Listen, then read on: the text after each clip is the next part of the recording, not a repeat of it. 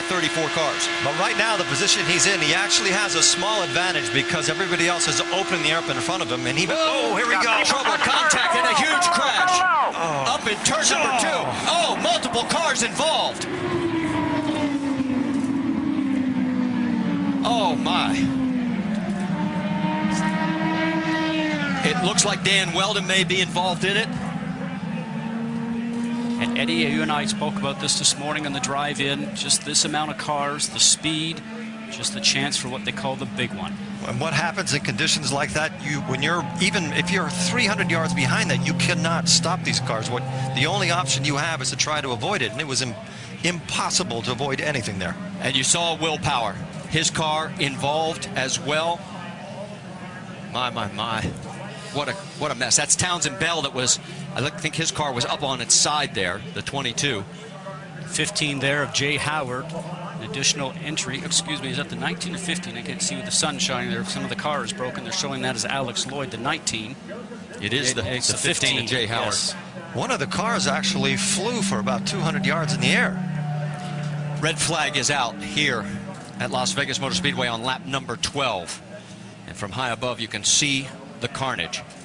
We talk about the car going through the air. Eddie, you know that these cars run so low down to the ground. We mentioned before we saw them hitting the ground and sparking, that anything underneath the car, underneath the floor, underneath the tub, really just gets the air underneath the car itself, and up it will go.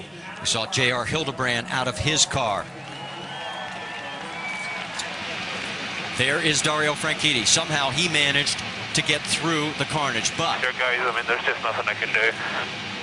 Willpower did not. 10-4. They are going to stop you at pit lane on the right-hand side. They want the drivers to stay in the cars. What Franchitti was alluding to is there's nothing he can do avoiding the debris that's on the track. Well, there is debris everywhere. You can see just how many cars are literally torn apart. Absolutely. Okay, this is slow motion from high above. We talked about 3 or 4 wide. Watch Sebastian Zaveja, right? Yes. Little contact right there. Now he's trying to go from the low side to the high, from the high side down low to get going for the turn. Oh.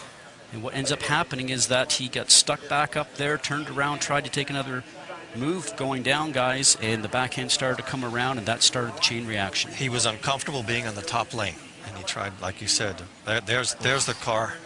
There's 2 cars that are airborne. This puts Wheldon racing in perspective. This is the horrible accident that everybody has always hoped would never occur.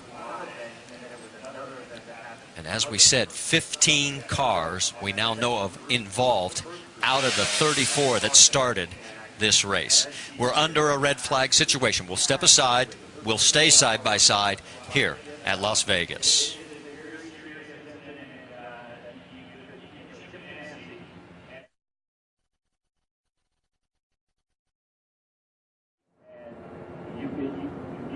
And all the action starts up front, Marty. As you know, we just mentioned it's very difficult to try and avoid it.